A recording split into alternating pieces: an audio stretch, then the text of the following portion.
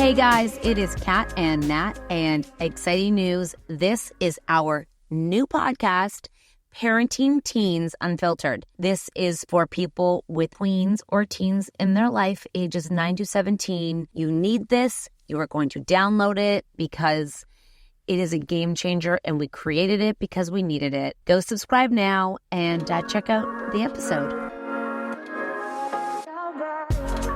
Hey guys, this is the Kat and Nat Parenting Unfiltered podcast, where we talk about all of the hot topics going on, or some of the hot topics, because quite frankly, it moves way too fast for any of us to even catch up with.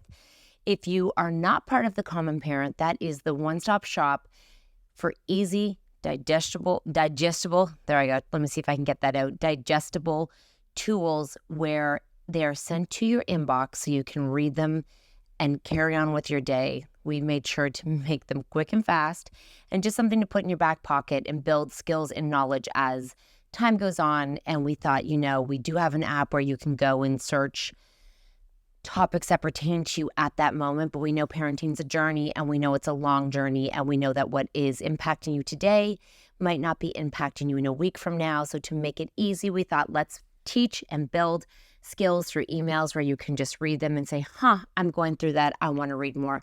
I'm not yet there yet, but it sounds interesting. But here's some skills that I can take with me throughout my day, which is usually communication, how to get through a power struggle, how to diffuse when your teenager is so pissed at you, you're not sure what to do. Really just the place for parents, like you're talking to best friends, but with education backed by it, because if that made sense, educational answers. We bring the best experts and break down the interviews for you so you can carry on with your day and learn in 5. Better in 5 is what we like to call it. If you are not up for a membership yet, you can definitely go to our newsletter, and that is also an amazing source of information. It's free. It comes once a week. We try not to bombard you, but we want to make sure that also you have the tools you need. The Common Parent membership is, it's one of the best investments I have ever made in my life, and we created it because we needed it. So head on over to thecommonparent.com. You are getting one of the interviews from the Common Parent. And if you are a member, you get everything broken down, and then what to do and how to implement it, and how to become a better parent. I hope you guys enjoy the interview, and we so appreciate you being part of this community. Even if you're just listening and being here, it just shows that we're better together because we all need each other. That's how we learn. That's how we grow. And that is exactly how we as a community get through this thing called parenting. Hope you enjoy the interview. Thank you for joining us. This conversation feels so timely, especially with so much being documented online right now, and the fact that our children are creating opinions that we can't even talk about because they're consuming it so quickly. And I'm going to do a quick intro. Sorry. Okay, so we are joined today by Dr. Devorah Heitner, and she's the author of Growing Up in Public, Coming of Age in a Digital World and Screen-Wise, Helping Kids Thrive and Survive in Their Digital World. Your work has appeared in the New York Times, Washington Post, the Wall Street Journal, and the Atlantic. You have a PhD in Media Technology and Society from Northwestern University, and has taught at DePaul and Northwestern, and you are delighted to be raising a teenager of your own, and you live in Chicagoland. Is that Chicago? Yeah, Skokie, so near Chicago. I can walk to Chicago. Okay. You're a floating head, and it's so fun to see you just floating with no background. That's where you are. This is such a prevalent conversation right now, as we were just saying before, the fact that I have seen our children living in real time of world events and creating their own opinions and comments, and then resharing their own ideologies, not our children specifically, but other children online, maybe not fact-checked or not educated because they're not having conversations with their parents in front of the news when you watch world events, and they come out and they decide to say things that maybe they should not be saying, or record things or consume things that they should not be doing. And I feel like right now this is such a needed conversation for us as parents. Mm-hmm. Also because we are the first generation to be parenting children with such access to digital media. Basically, Devorah, help us. Okay, we'll start by just Yeah, I mean, our job is a lot harder. Like when I ask parents what they weren't allowed to watch when they were kids, and people raise their hand and talk about, like, parents like my age will talk about shows like Three's Company, and like younger parents will talk about like The Simpsons. And I'm like, who in this room wishes The Simpsons was the most outrageous thing your kid could see? And every hand goes up. Like, like I would obviously, give my 5-year-old at this point The Simpsons compared to like what they could see if they're on YouTube and they can see atrocities, right? So I think there's just no question that our job is harder now. And in terms of like impacts, like we'll talk big picture because I'm sure it's multi-leveled. And really, this is a tween and teen focus because I think they're the ones who are actively digital citizens. Let's call them digital citizens right now. And I know it's even younger, but what are the biggest impacts? Or are we seeing them yet with any research of children being able to live and document and share their life so easily? Like, are we seeing impacts yet? Definitely. We know that kids are worried about potentially getting canceled by their friends, by their peers, by school because of something that they've shared or someone shares about them, or they say something and someone records it and takes it out of context. And it's terrifying for them. And they're just living with a lot of surveillance. And they're also afraid of what we share about them and being embarrassed by something, one of their parents shares. And kids have told me that other kids will actively go through parents' public Facebook or Instagram posts to find things to tease kids about, which is just brutal.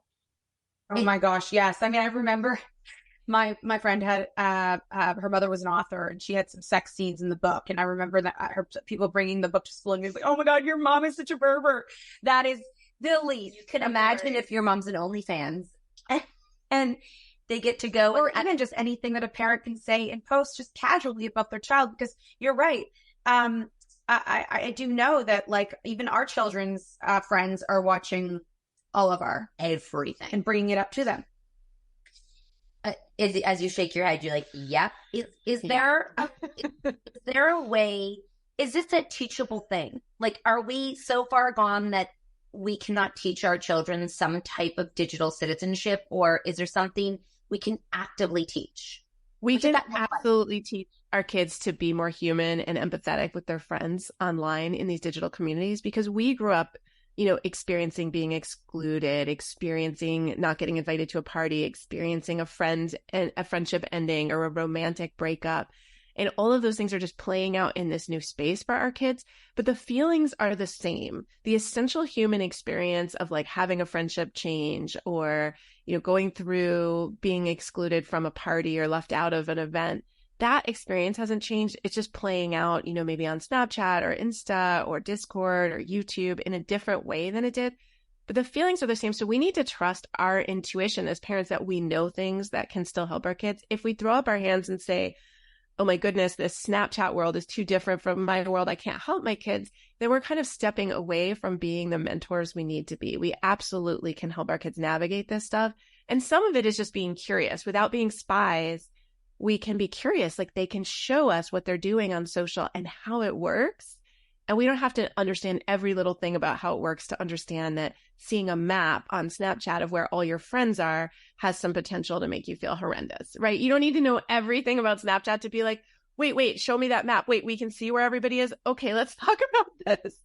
And let's talk about that. I think that parents don't understand that a lot of kids won't vocalize that they're checking the Snap map all the time because it's their reality of what they're doing. And they know very well who's with who and where someone's with someone. And I can't, if you don't even know what we're talking about right now, which I think some parents are like, what's a Snap map? It is a place where you basically have an avatar and it follows everything you're doing, from whether you're in a car, whether you're walking, whether you're in someone's house, and you can see a general bubble. Although we have a neighbor who's a boy and my daughter's a girl, and it looks like they're always together of the Snap map. And she's like, everyone's gonna like, because you can live on the same street and it looks like maybe possibly you're together. But she's like, they're gonna think I'm with them all the time. But it's interesting. How do we as parents, if we don't know about a Snap map and we're curious, how are we protecting them and teaching them about how to use it if we don't even know what the heck these things are?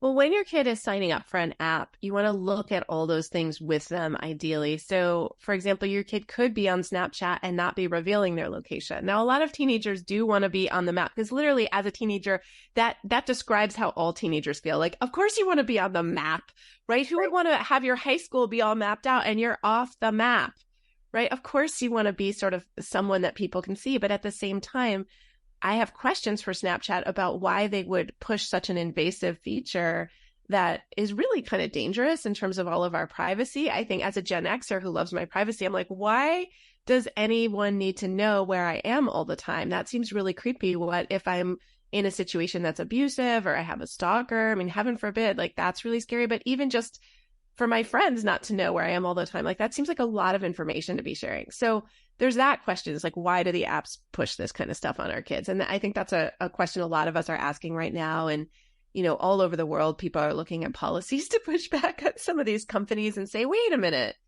But then there's a question for your kid of like, emotionally, how does it feel to know where everyone is? And a lot of times, like say your kid's in grade 9 and it's, you know, a Tuesday night, like chances are most of their friends are just at home, like doing their homework, going to bed, right? It's not like everybody's out at a party on a school night, you know, for most of these kids, but it's just a lot of information and maybe more information than kids want to share. And there's all kinds of implications. But I do also want to raise to parents' attention, like from our own experience. I'll say, oh, why don't you call so-and-so and see if they're available, like even Taylor. And she's like, no, she's on the Snap map with so-and-so. So it's like they won't even, it breaks down their communication too, because they're looking at, well, they won't do that because they're with so-and-so and I don't know so-and-so, so I'm not going to call so-and-so. So it really is indicative of their social lives too. But even though your kid's not on Snap map, they can still see everyone on the Snap map because not every parent's telling their kids to take them off the Snap map. So how are most people don't even know it's possible to be on Snapchat and not on the map. Like the idea that you could do that. And Instagram also has had location at times. Like I'm not sure what they're currently doing, but a lot of these apps reveal your location as a default. And so unless you change that setting and toggle it off, and the thing is they don't have each other's phone numbers. You know, So even to call, like they would be snapping to each other because most of the kids will either chat or they'll reach out on Discord. Like if you have a kid who's a gamer and they're more on Discord, that might be how they reach out. Very few kids have each other's numbers unless they had them sort of from way back before they were on social media.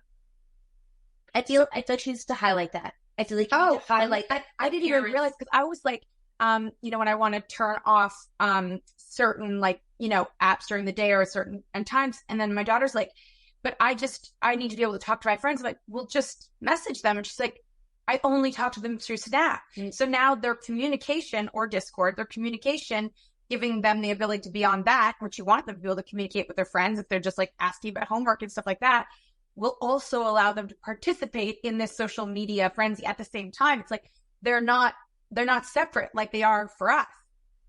Because it's a face-to-face social skill to ask for somebody's number, and the bar feels really high. And we have to remember now our kids are living in a much more complicated world in some ways where like anyone could potentially be asking someone out, for example, right? There's no real gender limits on that at this point for our kids. So like even for a kid to ask a kid of the same gender, for example, like who they might just want to be like study buddies with or friends with, and it's platonic, right? Or kids who are not the same gender and they just want to, again, be like platonic study buddies. When you ask for someone's number, it almost implies like you're asking them for more. Like it's like asking them on a date or something. It feels like this really high bar. Whereas if you just look them up and DM them direct message them on Instagram or Snapchat, that's like a lower bar. And it also skips the face-to-face awkwardness of having to ask for somebody's number.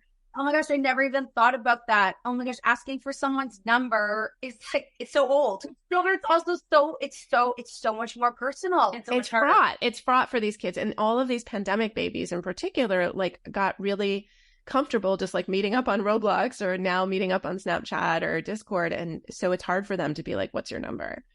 How do we explain to them like how so first off, we educate ourselves on, you know, what the different apps, you know, are allowing, but then how do we let them know as parents, because we're so old and what do we know?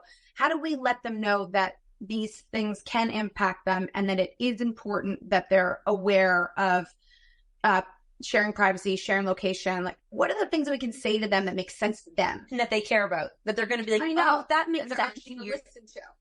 Right, because some of the privacy stuff they just think is convenient. Like they kind of like I find it creepy even that the TikTok algorithm or the YouTube algorithm like knows so much about me, but they're like, oh, but it's so cool because it knows so much about me, so it's sending me what I like, and that's convenient. Or Amazon knows what I want, so it's going to send me suggestions of more things that I want.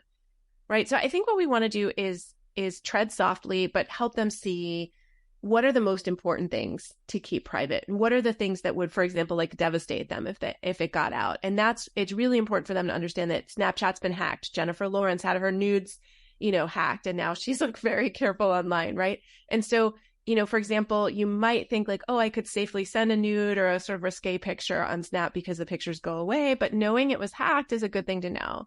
Knowing that on a group text, if you say something you regret, somebody's parents might see that. Like if you're a grade sixer or something, like for sure somebody's mom's reading that group text.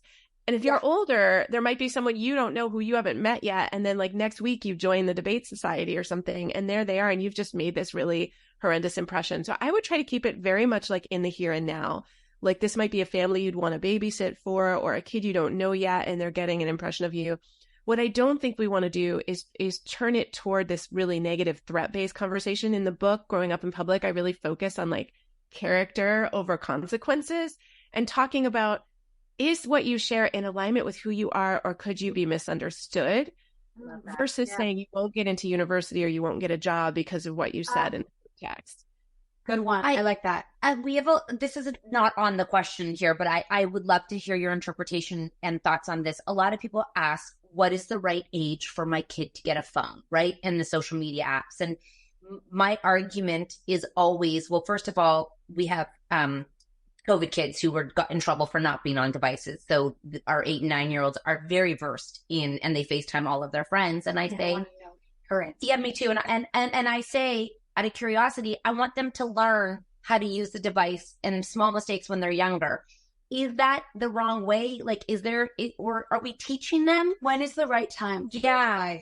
There's no right time. It really depends on your family and your kids. If you have a kid who really struggles with impulsivity, that might be a kid who maybe should like use your phone to text one friend for a while and like have that be training wheels, or a cousin or someone where you know the parents really well, and then they work up to it. If you have a kid who is home alone after school, they probably need something, but maybe they don't need something with a browser and social media, right? So you don't have to go from like nothing to everything. You don't have to go with the best phone and 24/7 access. You could also start with a kind of a starter phone, one of the sort of baby phones. I mean, I teach a whole class on people getting their kids a first phone.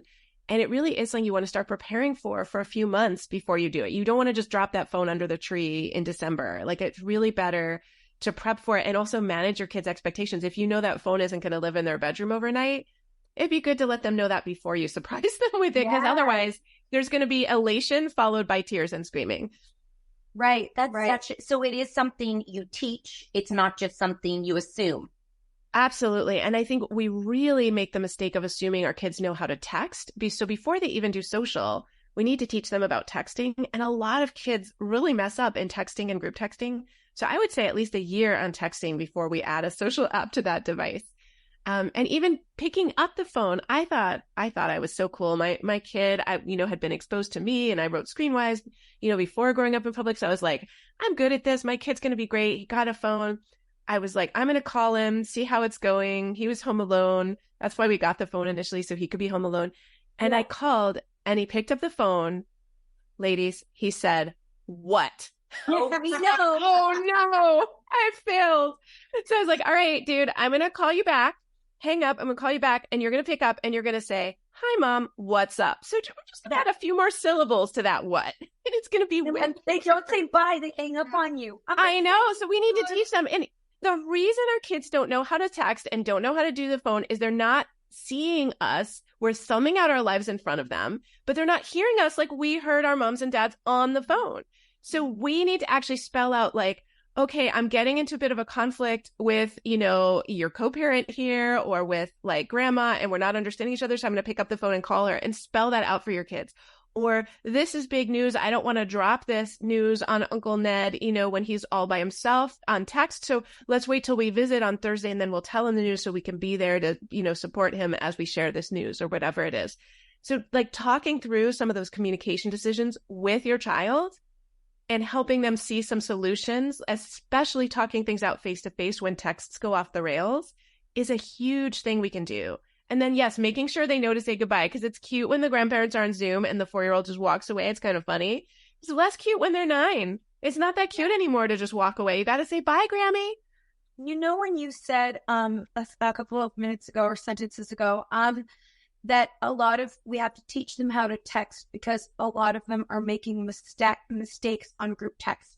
What would be, when you say that, what would be an example of a mistake on a group text? I mean, there's so many. Group texts are like toxic a lot of times for these kids, like especially in the middle school years. But saying something not nice about somebody, going to the group text just when you're bored and then you're essentially spamming 30 people, right? Yeah. Like just going in and just dropping in emojis or hi, what's up? And everyone's kind of annoyed at you because you're just spamming the group text. And then definitely responding in ways that are curt or having a one-to-one chat. Like I've seen kids have like friendship and romantic, breakups in front of everybody on the group chat. And it's like, no, take that to the side. That's a one-to-one chat. On the etiquette, the etiquette that we're talking about, when is it an invasion of privacy? At what age does it become an invasion of privacy? Because I am very comfortable, full disclosure, my grade 3 has a phone because she goes to carpools and dances and I need to communicate with her for texting. And I very much check her text messages all the time. And she does know how to delete the messages she has sent. So make sure you all know that too, that they can edit and delete and you won't know what they're saying. But what is the etiquette that we're teaching them? Are we practicing? I know you said with a cousin and stuff, but like, is there discipline? Are you taking the phone away? Are you not like, how are we disciplining them around a phone when they needed to communicate? Like that seems like such a, and also how much are we allowed to go into their phone and see what they're doing without invading their friends? So I want to talk about this sort of spying and mentoring, because I've been saying mentoring over monitoring for years, but that doesn't mean I think you need to get your grade 3, say a phone and then be like hands off completely. I think as long as you're, especially with little kids, like say single digit age kids, if they know you're in there, I think that's great. That's a way of mentoring and teaching. As they get into the double digit ages, 11, 12, I would pull back from reading all of their texts and just let them know you could, if you want to retain that right, like maybe with an 11-year-old or a new texter, like you could read, but ideally you're doing some of that with them. Like ideally right now, if you're looking at your daughter's text, some of the time you're looking at it with her and saying like, hey, can you tell me more about this? Or let's talk about like what you could do if this situation came up again, like say somebody's being really annoying and you're frustrated and this is how you responded. Like, let's think of some ideas of like what you could do next time. And sometimes when kids mess up, their friends are already sort of, I'll say, disciplining them or pushing back on them, or so they're experiencing those consequences in their friendships, and you don't need to like add a consequence. Like if your friend is annoyed at you at lunch the next day because of what you said, and then you work it out with her, like it doesn't, your mom doesn't necessarily sort of need to like pile on the consequences there because you kind of had the consequence with your friend and then you worked it out. If a kid is sneaking, like say they're not supposed to use their phone overnight and you leave it charging in the kitchen and they're sneaking downstairs, I mean, maybe the sort of consequences now it gets locked up or it sleeps in your room, right? I mean, they're in other words, I don't think we necessarily need to go in a punitive direction most of the time. It's more like, hey, this level of trust that we were extending isn't working, so we're going to change the level of access correspondingly to make sure you stay safe. And that's the message I would give.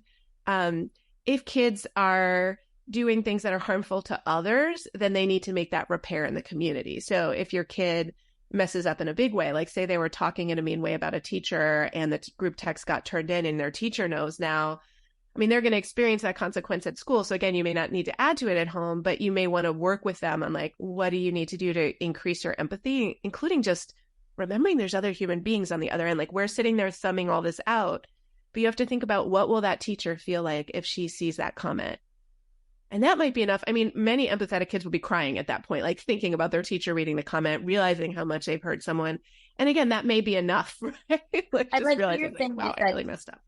Sometimes the consequences are right there in their faces and punitive. I think that's really important because I think a lot of us don't know what to do when we see things going awry online. And, spamming is a huge, a lot of people don't know what spamming is, but they also obsessively FaceTime call, right? So it's calling and spamming, like this like obsession of go. And I think we don't understand as parents the feelings of being unread or the feelings of why they're spamming because we didn't live that. So is there a way to articulate what the kids are doing when they're like, how do we understand how they're feeling? I think there's a whole bunch of emotions we're not understanding. And if someone is left unread, it's like so much rejection. What are we doing with these people? One thing we can do is model that it's okay not to be reachable all the time by sometimes not being reachable ourselves. Like if we model that we can never be unreachable, instead we can tell our team at work, hey, I put my phone away during bedtime. If you Slack me when I'm reading to my kids at night, like you're not going to get me or whatever it is. And your kid needs to see like, wow, we could even go for a walk to the park and my parent could leave her phone like at home, like amazing, right? Because, I mean, I think we all live in densely populated areas. Like if something terrible happened at the playground, like there's someone with a phone around. Like I don't feel like it's actually an emergency.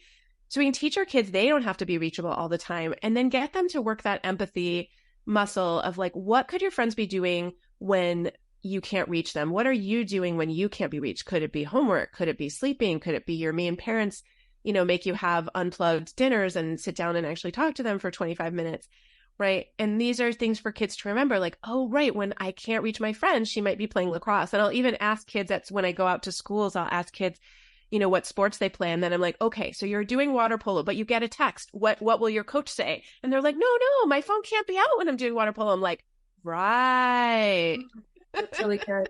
So you just walk them through it so they don't personalize it and they think about it in a different way. That's a really good tip to teach them that. Yeah. Do we become unreachable sometimes for them? Or Yeah, I think that's really important to model that. And sometimes I'll get text from my kid and he'll, I'm traveling with my book tour now and I'll get a text from my kid. And if I get a text from my kid on the road, 99% of the time, it's like, where is blah, blah, blah, right? So it'll be like, where's my laptop? What did you do? Lots of, and then where is it? And then, I'll still be speaking on stage or whatever I'm doing or flying on an airplane and I'm unplugged. And then later I'll get the text, sorry, found it. Yeah. So it's like, I guess you solved that without me. I also think like, your kid, like some of my kids are going to get a decline if they're calling me because like, also if it's really, if you're calling twice, and you could text me if it's an emergency and you could text me something, but then like some kids, I'm like, they never call. So if they're going to call, I'm going to answer. I have, this is a question that was on the list too. And I'm actually curious about, I don't know. Okay. So for things that they can do and they're afraid to be canceled online, let's, sometimes in our world, because we didn't live online, when something seems to happen online that seems like such a freaking big deal that this kid's life from our perspective could literally be ruined by what just happened online. Sometimes my daughter said, things like this happen all the time. We're kind of desensitized to what you think is such a big deal. But then sometimes I'm like, but what if this also could be a really big deal? Are kids like a little bit desensitized to things that parents think are such a big deal because it happens all the time? Or let's an example. Like filming something they shouldn't be. Yes. Okay, so filming something. Like something's going down at school and they film it and they decide to post it. It's not a big deal. Let's say the fight and everyone's filming the fight and then they post it. And we've been told that if they're even posting it, then they could be implicated. And they're like, everyone's filming it. Like, how do we know how to guide them through that?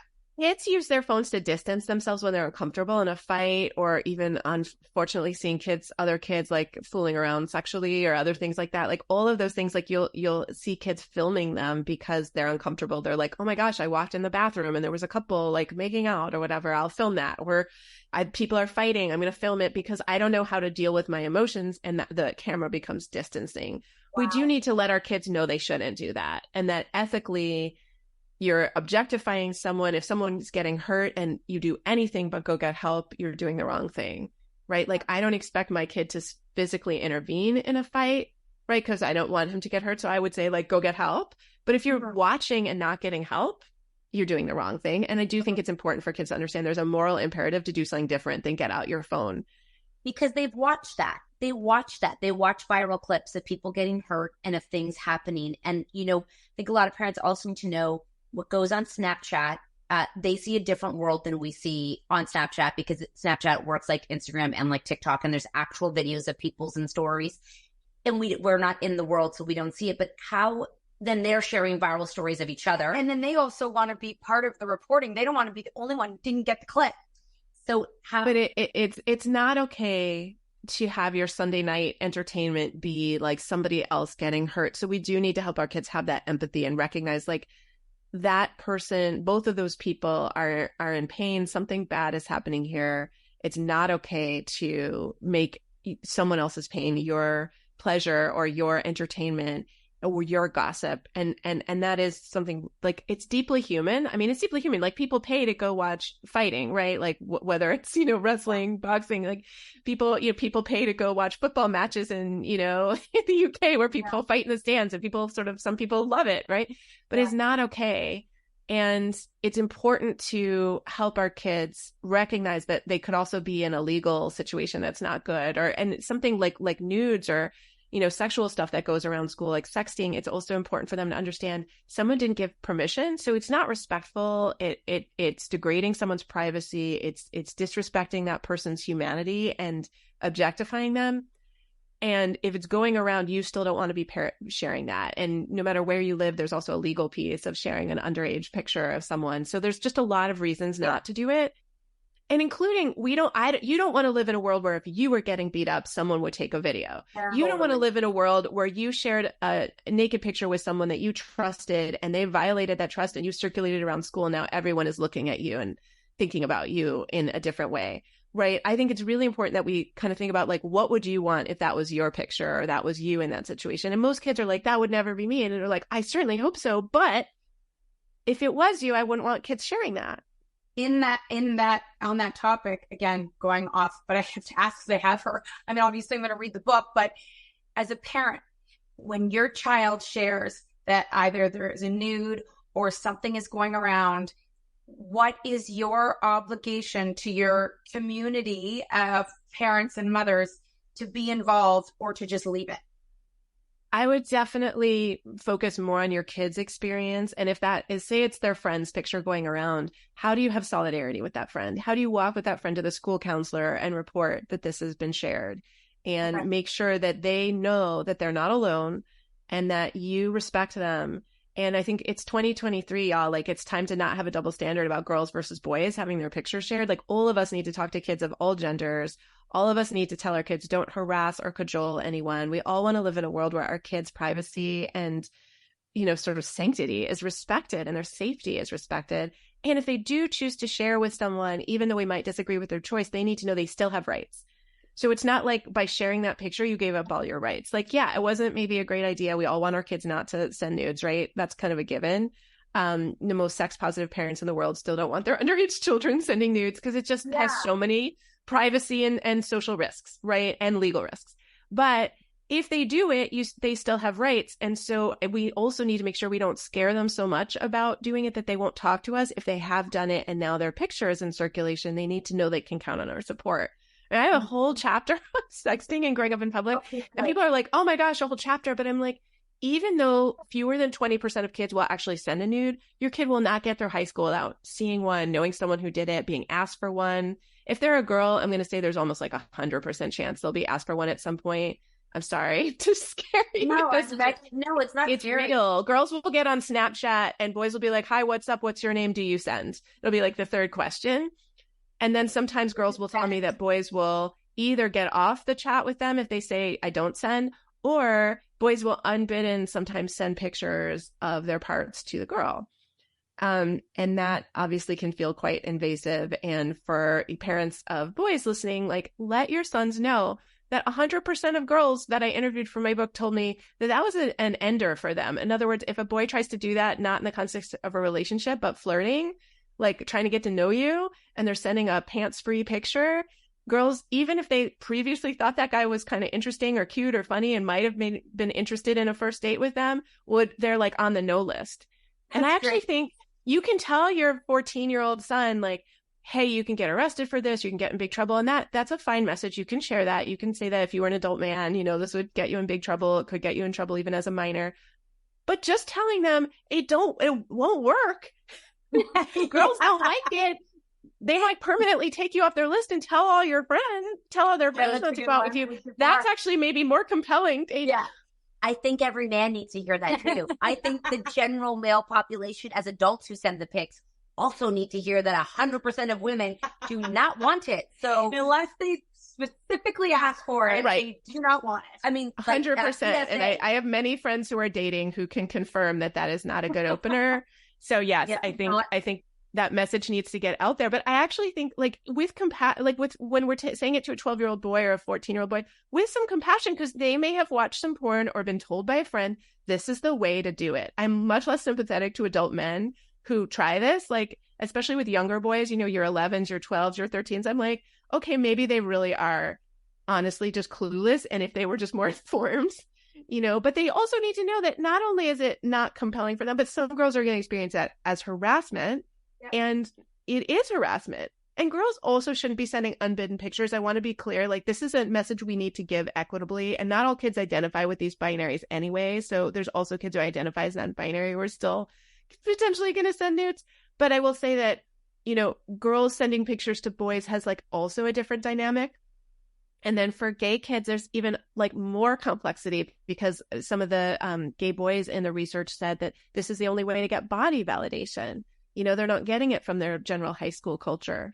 So, and that's a tough thing to address, you know, but like if you have a kid who identifies that way, to just be clear, like, there's got to be other ways to get this. This is still really risky for you. And to put it in the lens of safety rather than morality, I think is really healthy for kids. I could talk to you forever. And I think we should like finish on one question, which is sort of the addiction piece of kids and their phones and technology, or when does it become a problem? And I think we're all guilty of using our phones too much. But in terms of when we're looking at digital health, what is something is there a finite number we can say, or is there a finite amount of time it should be put away? What does that look like for addiction and phone use, or whatever I'm calling technology use? If your phone or any device or app is getting in the way of other things that need to happen, whether that's sleep, which for adolescents in particular is of such critical importance for their physical and mental well-being, whether that's, you know, doing homework, going to school, if they're checking it in class and like missing things that the teacher is saying, then it's too much. If they can only be with their friends on their phones and their friends are like only getting the top of their heads because they're looking down and they're never interacting face to face, that would be concerning. Now, if your kid is sitting with their friend and they're passing a video back and forth and giggling together, that's still social. If your kid is on, you know, Discord playing Minecraft or another game with their friends, that's social. But we want them to do other things too. So for me, it's like, is it getting in the way of family life, friend time, exercise, school, sleep?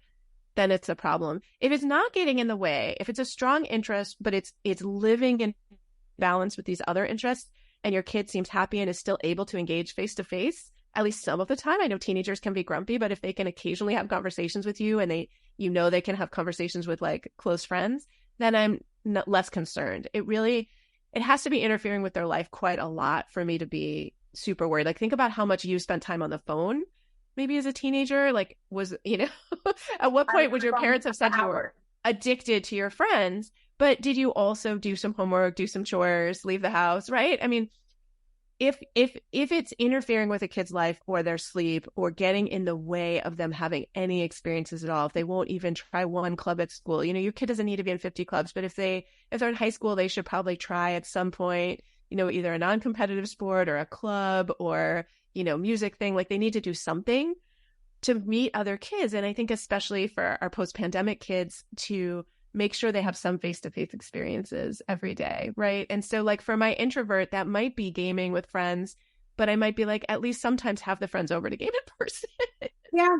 I think that's a really reasonable thing. And I do want to say to every parent out there, our kids often know better than us. I said to my daughter, she had a dinner party with her friends this weekend. And I'm like, make sure you download your Snap stories so you have memory. She was, I'm not mean. I'm not going to post stories of where I was when not everyone could be there. And I was like, touche. She's like, I didn't snap it. That would be mean. Like, we didn't take stories. And I was like, you are so much wiser than probably I would have been at your age. So I think sometimes they do know what to share and not to share, and we can't assume. But a conversation, like you said right off the top, is probably where we need to start with them. Is not accuse them, but ask them and get curious with them. When you say you teach classes, this isn't something that anybody can take, right? We have to go to a university. Oh no, I travel all over, but PhoneWise in particular is an online course, so that, and it's like do at your own pace whenever you want. So I'll share, if you want, I can share a discount code for your audience, and you can always And what can kids take it to, or is it just adults? It's just for parents. There's parts where it's like, discuss this with your kid, so your kid will end up experiencing it. But I mean, if you say to your kid, I'm signing you up for a class for your first phone, I think they'd be like, whoa. Yeah, fair. Mom, you're such a loser. Yeah, fair. Yeah, I think it would be rough. But I do think that parents in general should try to find community with other parents. Talk to the other parents of Minecrafters and Snapchatters. And you don't have to be alone with this. So many of us, like our pediatrician says to you on the annual visit, how many hours is your kid on screens? And everybody lies. Everybody's like, I don't know, 30 minutes a week. Right? Yeah, and I'm like, I think one it's important. line a week. Like, so I think it's important to just be honest with other parents and stop screen shaming and judging other families as much as possible. I mean, maybe there's that one family where you're like, my kid's never going there again, to that house, and that kid needs to come to us. But in general, we want to be just talking to other parents, and especially if you're lucky enough to have friends who have kids who are older than yours or have tried something your kids haven't tried, just be like, dude, what do you wish you knew before you greenlit Instagram? Or what do you wish you knew before your kid got on the first group text? And then let them share that knowledge with you. You are like the most amazing expert I've ever spoken to. And realistic and reasonable. I think she's really speaking our language in the life that we live with, the age kids that we have. Yeah. I guess it would relate to any kid. We will leave in the show notes. We will leave the discount code, how to take your classes, where to buy the book, and then where can everybody find you on Instagram, on social? Yeah, I'm Devorah Heitner, PhD on Insta. And even though I'm going to tell your kids that their follower count isn't important and they should focus on friendship more than followers, of course you can come follow me. And my website is devorahheitner.com, and I'm also on Substack there. Thank you so much. Thank you so much. We appreciate it. You're amazing. We really appreciate it. Thank you. I love talking with you all. Oh, thank you. Move in with us.